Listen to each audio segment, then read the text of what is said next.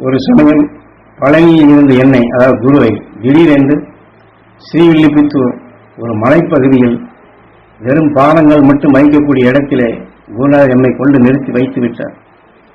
இதற்கு முன் எத்தனையோ அருள் உணர்வுகளை, உபதேசங்களை குருநாதர் எனக்கு தெளிவாக கொடுத்திருந்தாலும் அந்த இடத்திற்கு வந்த பின் எல்லாவற்றையும் காட்டிலே விட்டுவிட்டேன். அவர் போதித்தையெல்லாம் விட்டுவிட்டு சிந்தனை இல்லாது இருக்கின்றேன். கீழே பார்த்தாலே கிருகிரு என்று வருகின்றது. இந்த பக்கமும் காலை வைப்பதற்கில்லை, எந்த பக்கம் வைக்க அங்கு இடமில்லை. நிமிர்ந்து பார்த்தால் கீழே சாய்ந்து விழுந்து விடுவோமோ என்ற எண்ணம் வருகின்றது. குருநாதர் சொன்ன தத்துவங்களை நினைத்து பார்க்க கூட நேரமில்லை.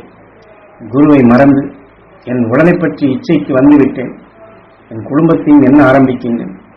என் குழந்தை, என் மனைவி, என்னுடைய பிள்ளைகள் என்று அவருடைய சிந்தனை வந்தது. ஏனென்றால் மனைவியை நோயிலிருந்து குருநாதர் அப்பொழுதுதான் எழுப்பி வைத்திருந்தார். மீண்டும் மனைவி இறந்துவிட்டால் யார் காப்பது?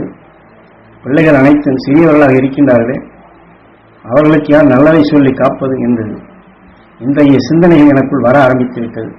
ஏனென்றால் அவர்கள் மீது வளர்த்து கொண்ட பாசம் உடலில் இச்சை வரப்படும் பொழுது தன் இனத்தை காக்கும் நிலையாக எனக்குள் வந்துவிட்டது.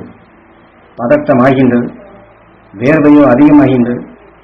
மேலே ஒரு குடம் நீரை ஊற்றி குளித்தால் எப்படி நீர் ஓடுமோ அப்படி வேர்வை ஓடுகின்றது. நான் இருந்த இடமோ வழுக்கு பாறை, செங்குத்தாக இருக்கின்றது. அதில் 2 பாதம் மட்டும் இருக்கும் இடத்தில் நின்று கொண்டிருக்கின்றேன்.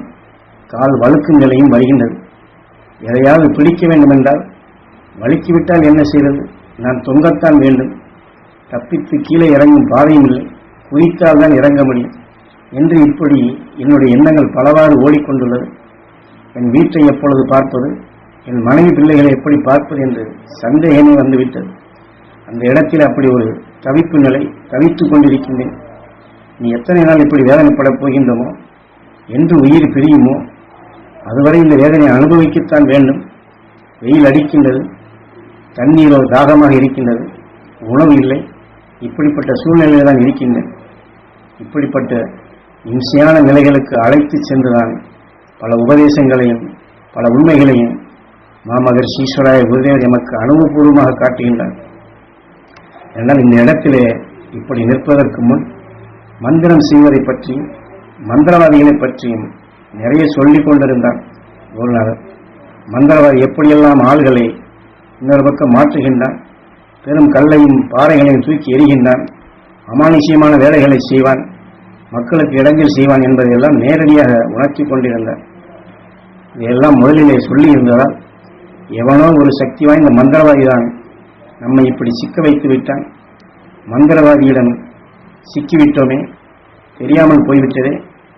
மந்திரவாதிகளிடம் சிக்கினால் எப்படி தப்புவது, என்ன செய்ய வேண்டும் என்று நம்முடைய குருவிடம் கேட்க மறந்துவிட்டோமே என்று அப்பொழுதுதான் குருவை பற்றி எண்ணமே வருகின்றது.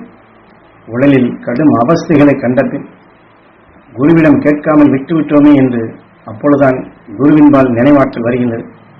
அப்பொழுதுதான் அந்த பாடலும் வருகின்றது. குருவையும் நான் காண முடிகின்றது.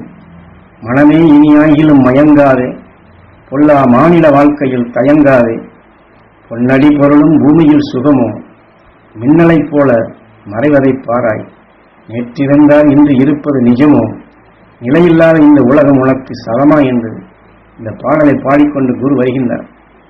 குருநாதரின் குரலை கேட்டு அவரை உற்று பார்க்கும் பொழுது என் முன்னே அலையாக வந்து நிற்கின்றார். சிரிக்கின்றார் என்னை பார்த்து. என்னை நீ நினைக்க மறந்து விட்டாய், நான் உபதேசித்ததை எல்லாம் தெருவிலே விட்டு விட்டாய், காற்றிலே பறக்க விட்டாய். இத்தகைய சந்தர்ப்பங்கள் வந்தால் உன்னை நீ காக்க முடியாது. பிறரை காக்க வேண்டும் என்றுதான் நான் சொன்னேனே, அதை உன்னால் செயல்படுத்த முடியுமா, மற்றவர்களை காக்க முடியுமா என்று பல வினாக்களை எழுப்புகின்றார்.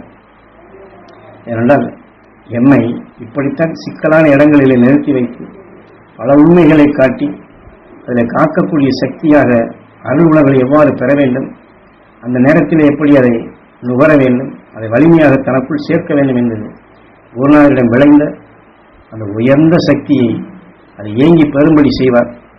என்றால் அதைத்தான் உங்களுக்குள்ளும் சொல்லுகின்றேன்.